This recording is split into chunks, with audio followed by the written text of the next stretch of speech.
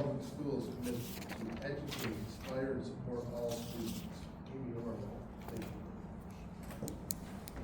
Please stand for the Pledge of Allegiance.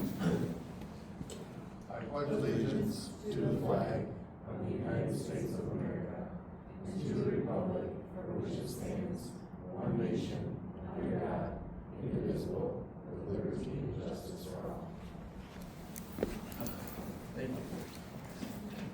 Statement of commitment. Policy number 2.3, the education purpose and goals of the community are translated by the board into policy. Thank you, Tanya. Public participation process. Members of the audience are welcome to make comments at the designated time on the agenda. Please register on the sign-up sheet and limit your comments to 3 minutes when your name is called. Out of respect for all individuals, please refrain from personal criticisms in an open forum. Policy 167.3 for more information. Can I have a motion to approve the agenda? I motion to approve the agenda as presented. Support. Motion by Liz, support by Mary. Any discussion or changes? All in favor say aye. Aye. All opposed, same. Motion passed.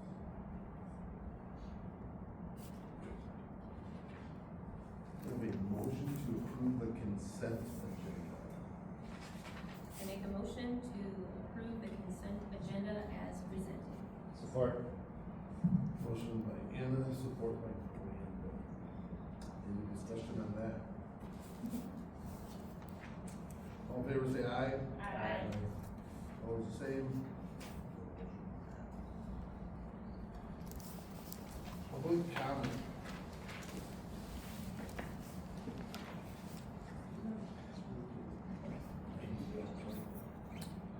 There's no one on the list at this time. Is there anybody who would like to make a public comment at this time? We will move on to committee reports. Nothing posted. Dr. Cooper, superintendent's report. Yeah, thank you. A lot of important dates coming up. Just a reminder that this Friday and next Monday are midwinter break, and so there's no school for students. We do have our home science Olympiad competition invitational on the 21st. If you're able to and interested, they do like having celebrities hand out medals at the end. So if you're able to come in like at 4:30, 5 o'clock, that would be awesome to have you participate. Our high school team went to the West Ottawa Invitational, I believe it was 2 weeks ago now, maybe, or 1 week ago, and took first place. So pretty cool stuff. And then of course the musical Annie is coming up the first week of March, so look for that. I did want to kind of circle back on the bond again. So I was contacted by Brad Hemis from Fanning Howie, and Brad has a little bit of history with Allendale Public Schools because he was working for GMB even way back when we passed that first bond to build the high school over there. He was at GMB when that was being built. So he's got a lot of experience with the school district. Fanning Howie is an architectural firm. They're based right here in Allendale. Their offices are behind McDonald's back there. And he contacted me October, November, and I'm like, that's when I was kind of like, no, we're just gonna put this to rest for now. So I kind of put him off. And he came back again and said, well, let's just have lunch, just talk. And so I thought, well, we do like to talk to consultants and hear what people have to say, get that perspective from other folks. And so I did meet with him in December. And he did have a lot of interesting things to share and talk about, the idea of when's the best election cycle.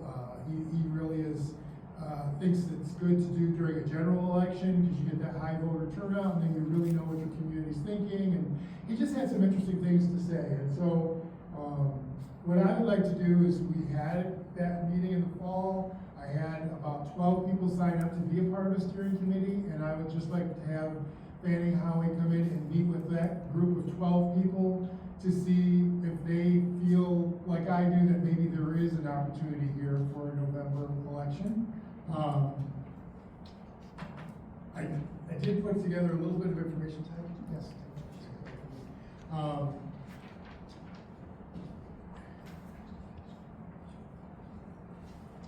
Just so, again, this is real brief. We talk a lot about different financial pieces and, you know, folks are like, well, why is this so important? And so the first page here, just to kind of give some background information.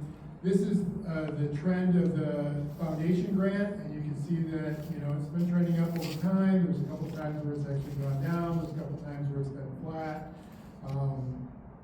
And so then the bottom graph is the one that I think kind of resonates and maybe tells a story. And if you look at the bottom graph, the line on the bottom is where the foundation grant is. The line on the top is where the foundation grant would be if all we ever got was just the cost of living raise. And you can see that, you know, for this year, we're getting funded at about $1,000 less per student than we would have been if we had gotten those inflationary raises. Now, I don't want to sound woe is me, it's just reality, that's the way it is. I wish we got that $1,000 more per kid, but this kind of explains the reason why we don't have buckets of money sitting around waiting to fix things. You know, every year salaries go up, the cost of health insurance goes up, the cost of fuel goes up, and heating and all that. So it's just been really hard for us to keep ahead of that because we haven't gotten those inflationary raises. So I just wanted to share that with you. You know, you heard from Scott his last board meeting where he talked about the budget revision and how our capital projects fund is going to get taxed pretty hard without a bond. And so those are all things that kind of play into the thinking of it. The other thing that Fannie Howie gave me that I'd like the steering committee just to see is what would it look like if we wanted to put it on November's ballot. And so you can kind of see the timeline here.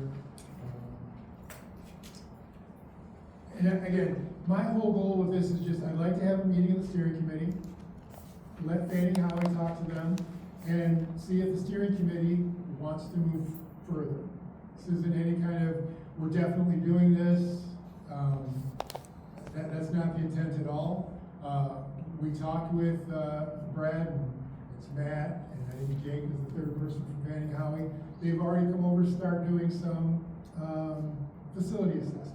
So we didn't give them any information. You know, we had Triangle do one, and TMP went through, and ESG's gone through, and we haven't given them any of those other facility assessments. So hopefully they went through with some fresh eyes, and if nothing else, this gives us another opportunity to hear from a third-party vendor, you know, what they see as potentially, you know, those needs that need to be addressed. So I'm going to put together a night where I can just get that steering committee, those folks who volunteered to be a part of that, let them hear from Fannie Howie, and if the steering committee says, hey, come back to the board and let them know we're interested in putting this together, then we would start working on a timeline to get a proposal together.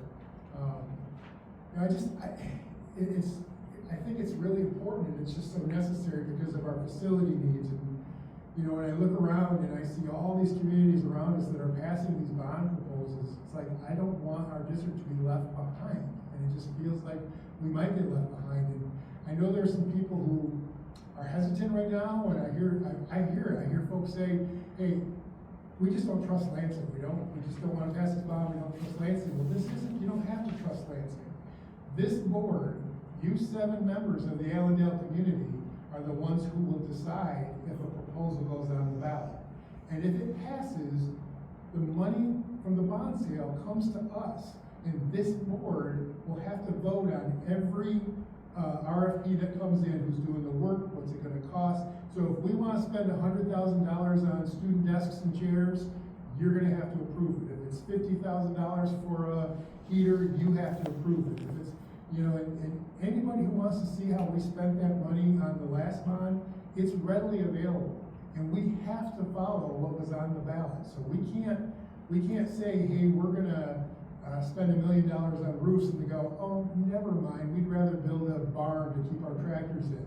You can't do that. And so I just wish I could get the community to understand, you can trust us, and it's the 7 people up here who really have that final oversight over this, not Lansing.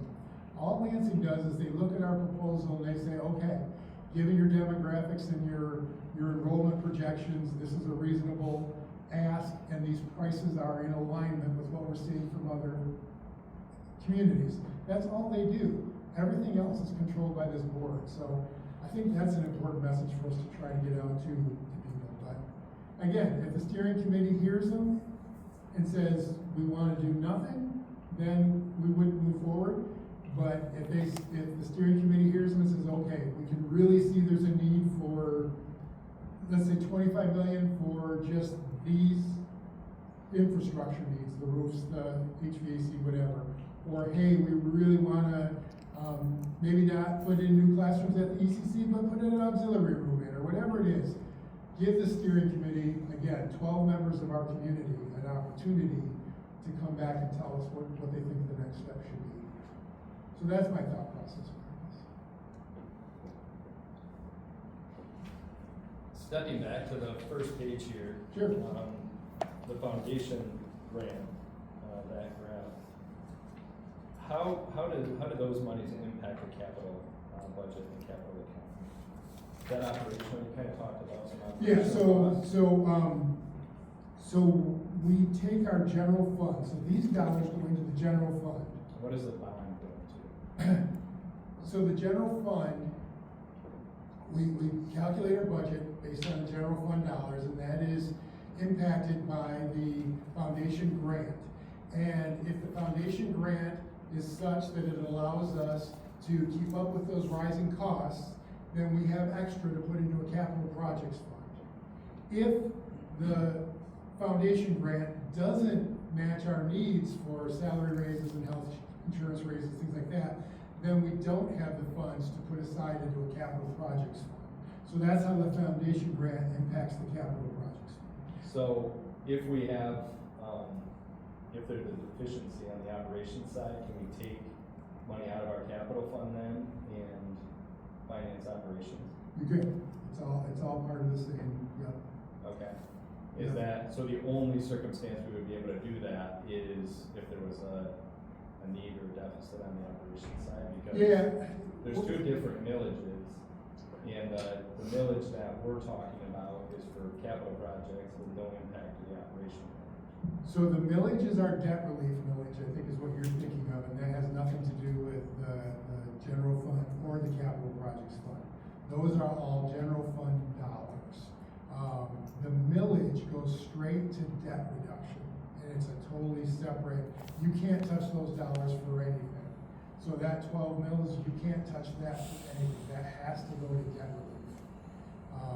From previous capital bonds that were passed, right? So That's what those we're are from the financing. previous bonds, we're paying off those previous bonds, yep, good, yep. And so that, there's nothing you can do with that. Although again, I will say what's exciting is if we passed another bond, we could reduce that 12 mils to like 10.7, 10.75, which would be nice. So I kind of think about it as our general fund is almost like a checkbook, our checking account, and the capital projects fund is our savings account. Kind of that rainy day fund that you have at home, hopefully everybody does. And so you kind of keep the rainy day fund, the capital projects fund, for when something breaks or something has to be replaced. But if you get laid off of work for a month, maybe you can't save for that trip to Acapulco anymore. You gotta take the money out of your savings and pay your bills. So the general fund is like your checking account, pay daily expenses. The capital projects fund is like a savings account that we're trying to build up to address those things that have to be replaced or repaired. I don't know if that. Yeah, it does. I mean, I think, at the individual level, there's a tax burden associated with it. So, maybe the savings account doesn't grow the way that it would, if the property taxes were a little bit lower. I think one of the things, and I'm pretty disappointed about it, is in November, December, we had, our committee set up with Panama. And we had several conversations, we had a space to meet, we were planning to really collaborate on this. And the decision was made, and I brought it up several times, let's bring a disinterested third party to come in, look at what we're doing, do a needs-based analysis. And I feel like that was kind of shut down, by board members, as well as, I think, we didn't see the value in it at that time.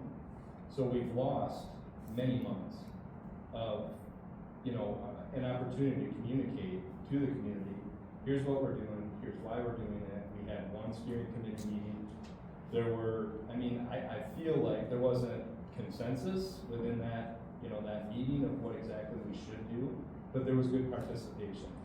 And we pulled the plug on that. We made that steering committee, those participants aware, hey, we're not doing this, we're not looking at this, and we kind of all agreed, at least from my perspective, that we would revisit this, and maybe the 2028 election would be a better time to put this on the ballot. It's a presidential election. We're gonna have a really good turnout as opposed to a midterm.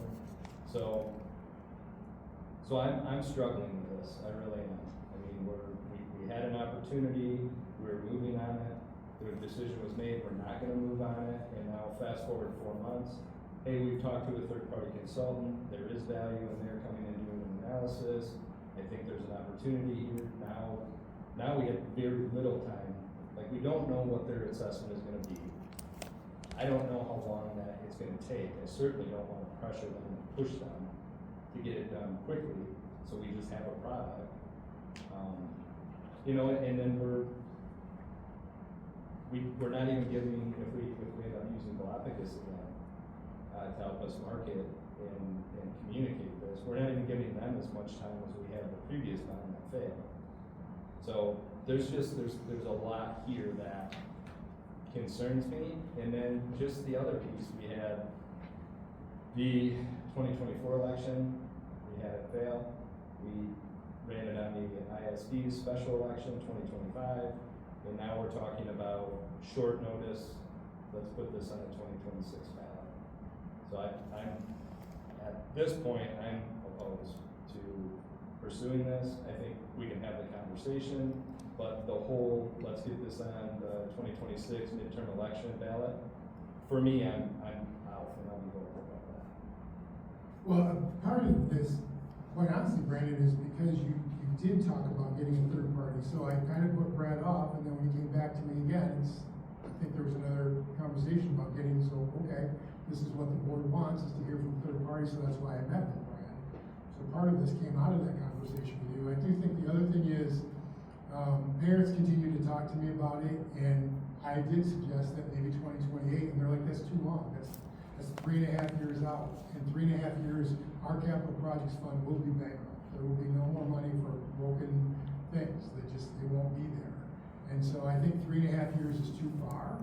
And if we don't do it this year, then we could go next year, but then it would be special election again. And there'd be an added cost to us, and people think we're sneaking it through. And I think this is a general election. There's a governor, there's a Senate, there's a lot of important offices on this ballot. I think it's gonna be a high voter turnout. But again, that's kind of the things I'd like you to hear from Fanning Howie. And the other thing is Fanning Howie does their own promotion. They wouldn't want Galapagos involved. They wouldn't want another. That's one of the things that Brad kind of made clear to me, is that, they've been doing this for 30+ years. They want to help us market it. And so, that's why I kind of gave you their timeline. They felt comfortable with that timeline. In fact, again, if you hear from them at that meeting, he'll tell you, he feels like this is the way, if you do it much longer, you can lose energy. There's always that initial, we're excited, we're gonna get going, and then there's a long lull, and it stalls. He feels like this is actually a pretty good timeline. So, again, I just wanna get the group together, let them hear what I heard, and see if they feel the same way I feel. If the committee doesn't, then it goes nowhere. But if nothing else, if anyhow, like I said, they've already been through the building, at least, I know 2 days they've been here. So I think they'll be done with their facilities assessment. I'm looking at probably the end of February to get that committee together, and I'm sure the facilities assessment will be done by then. So. Okay, my personal opinion is, it's a missed opportunity. We had things in place. I made the specific request to do exactly what we're doing now, and there wasn't an openness to do that at that time. We shut it down. Now 4 months later, we're talking about it again. So that's my position. But, no, I appreciate you, sharing that with us. Okay, so I'll get that group together, and we'll just hear what the steering committee has to say. Well, Garth, that's one thing I'd like to do. I'd like to hear from the board on whether they see value in putting the steering committee together and standing up another internal committee. And I think that's something that we took a little bit of time with the last time we made those decisions. And it may even went to a vote. So I would like to make sure we do that in this instance.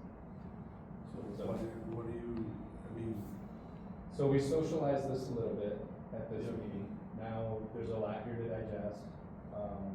So what I would like to have happen is board go, digest this, let's have more conversation, and then make the decision, yes, move forward with the steering committee. As part of that conversation, we'd like to also stand up a committee like we had before. My concern is now you're compressing the timeline even further. I know, we lost 4 months, and we already have these things done. And now it's like, nope, let's do it, let's get a steering committee, let's go. And that's not the way to ask our community for $80 million for the third time. So, like I said, I'm disappointed we're at where we're at. I think it was a missed opportunity, and that's my position. I don't think it's personally a bad thing to have that meeting, but it does also make me nervous that it does feel a little rushed. I was a little surprised this was on the agenda as something to talk about. So yeah, that makes me nervous in the sense of, like, we're gonna rush it through. Like, is that wise to do that this year for this election? So that's kind of a concern. No, I get it. It's 9 months, so I don't know that it's rushed. And again, anyhow, I will tell you, they feel like that's a perfect amount of time, because that's from their experience, but I understand how you feel.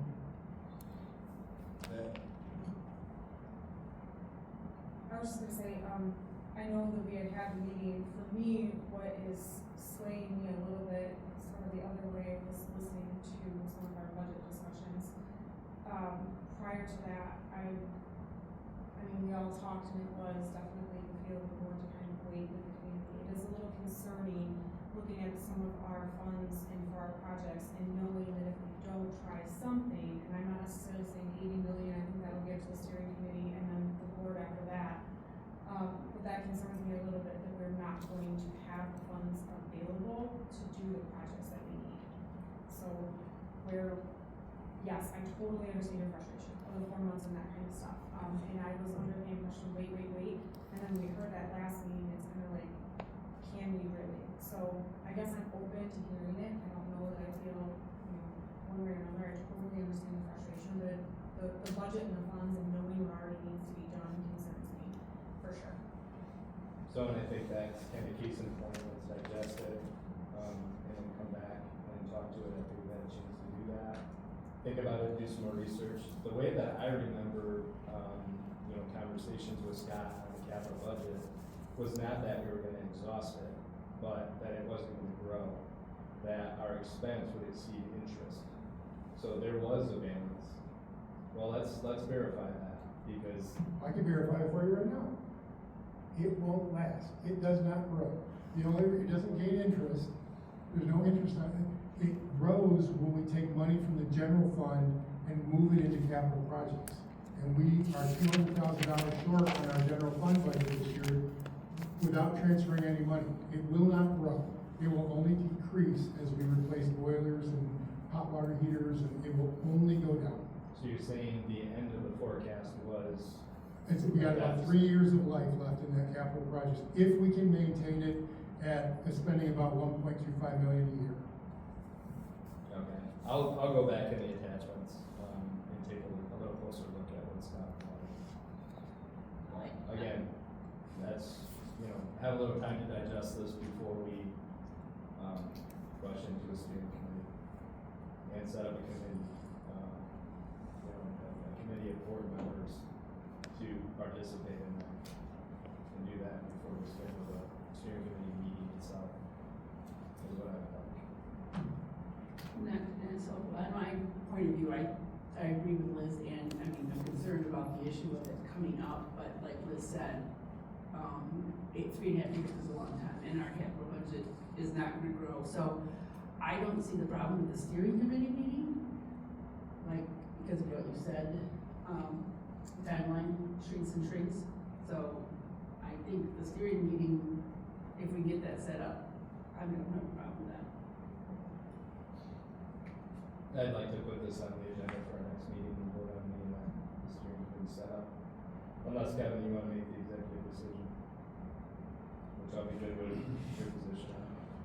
Well, when Dr. Cooper and myself, when we talked, the thought was we had you and Pam as part of it, and we were like, we're just gonna continue on, we're not gonna start over with new members. You know, we would sit down with you and we'll make sure you and Pam are on that steering committee and look forward, you know, and Dr. Cooper, you know, we had that discussion when, you know, he brought me in to say, hey, listen to their pitch, and I'm gonna admit I was kinda on board with you, like, hey, I'm good, we're done. And, you know, cause that was brought up, you know, hey, why not wait? And he said, and the energy thing is probably what got me thinking, yeah, we need to look at November. He says, if you get this and you get your stakeholders excited about these next projects and things that they need to, you know, your teacher, you know, CTE, we got a mirror project that is, you know, everybody's raving about. We're one of 5 schools in all of the United States, besides Virginia, that are doing this. How can we promote this into 9th grade and 10th grade? Well, we need more facilities to do that. And I think that is one of the things that this assessment's gonna find, and we need that before we go for bond in 2026, or 2028. So, Manning Howing said, if you start asking now, and you get these people excited about this, it all dies down. He goes, it's hard to stoke that fire back up. And he said, they have a 90% success rate in getting bonds across the United States. They have offices, Ohio, Indiana, correct? They got 5 or 6 in the Midwest, and he's like, he goes, this timeline is what we use for all of them. Because this isn't out of the norm for a timeline for a bond. Because people don't stretch them out and make them last forever. So my thought is, you know, like I said, we can have a vote, but I would like to, I don't think it hurts. We're not committing anything by having a steering committee meeting. We're still talking, we're not saying, yes, we're gonna go in November 2026, we're on the ballot right now. We're just talking. Just a conversation. It's a conversation, and then, Kevin, and I don't think it makes is it costing us anything right now? No, Or will no, it cost us no, until we approve something? no, there was, because I asked that. Okay, that was my So second so question, I'm are we like, paying anything? what are we getting into? Yeah. It's like, right now, we're Talking. talking. Okay. We're walking through, we're making assessments, we're getting these things, we're presenting this. He goes, well, it's not costing us anything. I'm like, well, it's not costing us anything, besides a little bit of time. I think it's worth sitting down and listening to him and having a conversation with him. And like I said, there will be votes on what we do. I mean, there's not gonna be, oh, we're just, yep, this is the next step and we're gonna do it. At some point, we're gonna come to the board and think, okay, these are the monies, And Brandon- assessments, and all that. Sorry, Brandon and Pam, because they're still on, there's a. Yeah, oh yeah, 100%. Already, I mean, someone started. Yep, and they, Yeah, that's what I was saying. they were, it was interesting, I forgot what, one of the schools up north, they had failed 9 times in a row for a bond. And they came to them and they passed it by 80%. He goes, a lot of it is getting everybody excited about it and information. And I think that's one of the things we heard last time is they didn't have information. Everybody didn't have the information they needed, and they're like, no, you need to have the information. The voter needs to be informed of what's going on and why you need this. And he goes, that's why you do these short spurts. You don't have these long drawn out campaigns. because it starts, you know, everybody hears it and they forget about it. You want them to hear about it and vote on it, because it's relevant. So if everybody's okay, and I understand your position, and I agree, I agree with you, with our team, I kind of said the same thing, I'm like, we're waiting, and why are we doing this, and why in November, but when we sat down with them, I thought it was well thought out, and I believe, like I said, to Tanya's point, it didn't cost us anything to get started and to have these committee meetings and have them come and sit down with us, so I was excited about that. Yeah, and I would like to be on the board committee, Yeah. and, you know, just let me know when this first steering committee is gonna be scheduled. Right. Absolutely. Yeah. That's all I have. Board comments. Brandon, we'll start with you. Nothing further. Thank you. I don't have any comments then. No comment. I actually do. I was at the Mira presentation last Friday, and I know Travis is not here, but he did an excellent job along with Beth, and I know there's other people, I could not remember every name, but we had so many schools that were impressed and want to take over, or want to join us. I'm glad we were on the first front of that to get the cost saved. So I'm very happy that that was done, and it was very impressive. That's it. Thanks.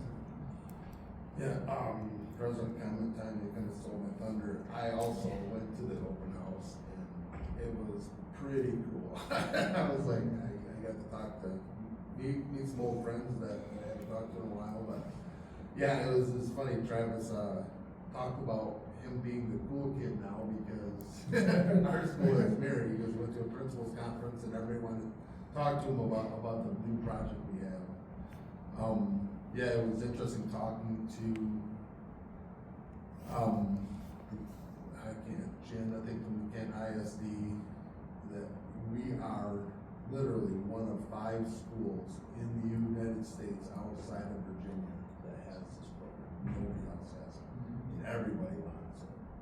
Everybody wants it. And it's pretty cool that she said she's been at the other schools in Michigan that have it, and she's by far, Allendale did it right. They have the right space, the right teacher, the right equipment. She could not say enough awesome things about what middle school's done with that program. But I also, because I had asked that, I'm like, what's next? You know, we're going from 6. How's it looking 7th grade? They were explaining to me how that was going to work. And I said, well, what 8th grade? And then they said the hope is, and right now it's in validation, and the other, besides the 3 in Michigan, there's 2 in Hawaii. They picked Hawaii, I don't know, but So they could go. I could go check it out if you need to find out. But, you know, so they are validating 9th and 10th grade right now. So, you know, I think it's exciting that, hey, we could be the leading school. We find that space and to validate. Now it gets to be bigger CNC machines, and so there's definitely some more space issue when you start talking about 9th and 10th. But it was really cool. Brandon, thanks for reminding me, because I thought I missed it. But it was very, very interesting, very exciting. Mr. McMaster? Yeah, thanks for mentioning the teacher, because he's really the engineer. He has owned that, and he loves it. He goes, I love my job even more now. It's just that, I get to come in and do this and teach these kids, and the kids love it. It was pretty cool. I was very, very excited about that. Yeah, so hopefully, we keep that going on as we go. So, yeah, and then, as Dr. Cooper said in his updates, winter sports are winding down, a little sad, but hopefully summer comes by and gets, spring gets us excited about sports stuff. So that is all I had. Yeah. One of the things related to Mira, I think if we are gonna move forward with a bond, that's the story that we really need to tell. That's something that I also, wonder about, what does that look like to expand it? Can we make sure that APS retains ownership, that it doesn't end up with the ISD, or, you know, I know there's. Yeah, there's no talk about that, that's. The only thing they said is there are grants out there right now. That's what other schools are trying to get. They're putting it there too. We have some pretty good grant writers, so. Yeah, Yeah, so. it's right application, so that's something with the bond, that's a story we haven't told, that's a story that we haven't expressed the investment in, so, from my perspective, that's something that, if it sounds like we're gonna move forward with the steering committee, we take direction from the steering committee, if the steering committee doesn't know about it, it's not even gonna end up back in here for conversation. So, you know, that's something that, I think we wanna really look at how we invest in that, how we position ourselves for growth, and we look at what our robotics, teams are doing. I just think that's a really good place for us to be investing for the kids.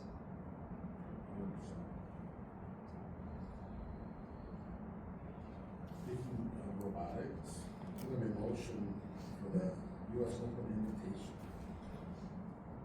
I make a motion to approve the 2026 Create US Open Invitational Field Trip as presented. Support. Motion by Hannah, support by Dr. Cooper. Yep, so we had one of our middle school teams, I love their name, Attention Span Zero. Apparently their attention span must really be better than that. They won their event in Granville in January, and that got them an invitation to the Create Invitational in Iowa in March. And so there would be 4 students going, and I'm pretty sure they're all being chaperoned by their parents.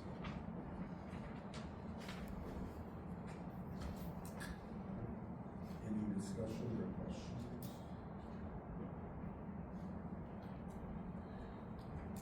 All in favor say aye. Aye. All opposed the same. The motion passed. We need a motion for the first robotics field trip to the World Championship. I make a motion to approve the first robotics field trip to the World Championship event as presented. Support. Motion by Hannah, support by Dr. Cooper. Yeah, so this is a preemptive request. They don't want to be presumptuous, but this is if they qualify, they would like to go. Sometimes the qualification happens right before the trip, because there's not enough time for us to approve it, and so they get it in early. They always have a really good chance of making it, and so hopefully they will again this year. But no guarantee they'll qualify, but we hope that they will. And most of those, they fundraise for most of that travel. Yeah, oh yeah, they raise all their own money, and then, again, parents typically drive the kids down, and, have no cost to the district. Any further discussion? All in favor say aye. Aye. All opposed the same. The motion passed. We need a motion to approve the purchase of 2 vape. I make a motion to approve the purchase of 2 vape ones as presented. Support. Motion by Hannah, support by Liz. Dr. Cooper. Yeah, unfortunately, vape cigarettes continue to be a problem in both our middle school and high school. You know, it's disruptive, it's a health issue. Unfortunately, they sell the ones that carry marijuana in them.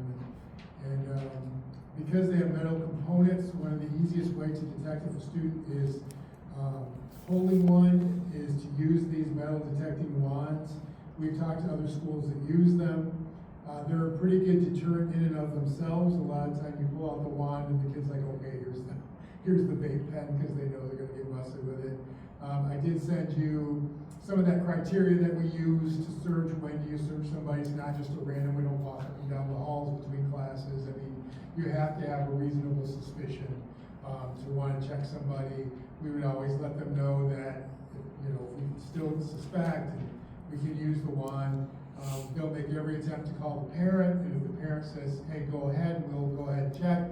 The parent might say, hey, I'd like to come in, and we'll let the parent use the wand. I mean, it's not time sensitive, so we certainly can wait for the parent to arrive. So from what we hear from other schools, it really is minimally intrusive from what they would normally do in the search. But we just, again, we're just trying to keep kids safe, and this is one way to do that. And these wands cost like $30 each. There's just no cost to them really. I mean, they're cheap. We might want to spend $50 and get the deluxe. I don't know, but they're not very expensive. But again, we would follow our typical standard protocol for any time we do a search for contraband. I thought we had some already, didn't We we? I thought we voted on this. No, we talked about it once before, Anna, and, so we talked about it about 2 years ago before Tanya and Brandon came on the board, and a couple of our board members weren't comfortable at that time. They thought it would be too invasive, so they wanted to do more research. So we did more research, and it came back to the board, and at that time, we had a board member who said, I'd like to see the protocol listed out more on how you do the search. And so that we went back to the other schools and said, so what do you have in your handbooks? What do you have? Most of them don't have anything specific about wands in their handbook. It's just the protocol for how you search for contraband. And so that's why it's coming back again, because I was asked to get that protocol that I sent you as an attachment. So that's what we were waiting on, was the protocol. I just wanted to be comfortable that we weren't overlooking something, that there, some school hadn't been using them, and, there was a legal issue or whatever, and it seems like, no, they fall. So again, I think the smart use is you call the parent, and if the parent says, wait till I get there, you just wait till they get there, and I think that covers a lot of the bases, so. But that's why we didn't approve it last time, we were waiting for the protocols. I'm assuming one goes in the middle school. Yep. That's my One for question. the middle school, Yeah. one for the high school, and if we had to, I guess, I don't know that we've gotten any at Oakwood yet, but if we ever had to go to Oakwood, we could do that as well. Let's hope not. Right. Just a quick question, because Josh brought up the framework, for the protocol. Are we gonna draft a formal board policy around that? Is that what other districts are doing for these, or is it just sort of administratively, here's how we're handling it? Yeah, good question. It falls under those same guidelines of a search. So what are your rules for searching without a wand? It's the same rules you would follow with a wand. That's part of what I call Neola, and I talked to some of the other districts. As long as you have policy, which we do, on when it's appropriate to search a student, when it's appropriate to search a locker. We even have information in our handbooks that talk about, they can search a car if they feel like there's something in your car. So it's all kind of that same criteria, it just falls underneath the same standards. I don't think we need separate wand policy. Okay, thanks. So then this protocol would basically be in the office. I just wanted to follow what you're saying. So the old policy says when, this is just the protocol we have in the office on how. Yeah, and what we would do is I would want to see that in our middle school and high school handbooks, so parents are aware I got if there's a reason to suspect. Because again, I don't want to be that parent who gets a phone call going, hey, we want to use a wand with your kids. What are you talking about? I don't even know. So we would definitely want to put that language in our handbooks, that specific language right there. So. All right, that's all I had. Any other questions before we vote? You are welcome. Harris? Yes. Hendricks? Yes. Holsteig? Yes. Ramey? Yes. Tenbrink? Yes. Motion passed.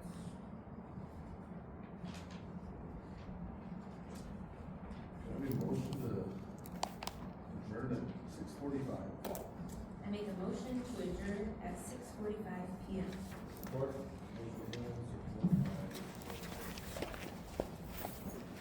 All in favor, say aye. Opposed, the same.